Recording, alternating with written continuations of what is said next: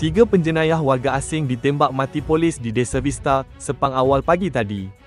Timbalan Pengarah Jabatan Siasatan Jenayah Risikan dan Operasi Bukit Aman, Datuk Fadil Mahsus berkata, ketiga-tiga suspek dipercayai turut terbabit dalam 17 kes samun dan pecah rumah di Selangor, Negeri Sembilan serta Kuala Lumpur sejak awal tahun lalu.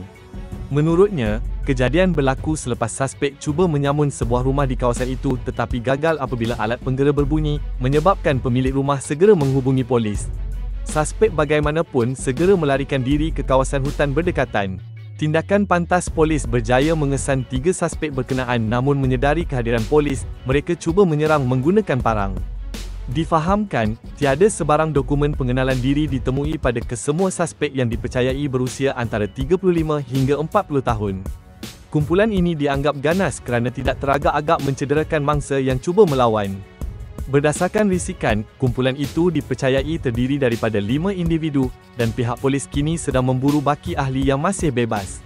Siasatan awal mendapati mereka aktif melakukan jenayah samun dan pecah rumah dengan anggaran kerugian kira-kira RM1 juta.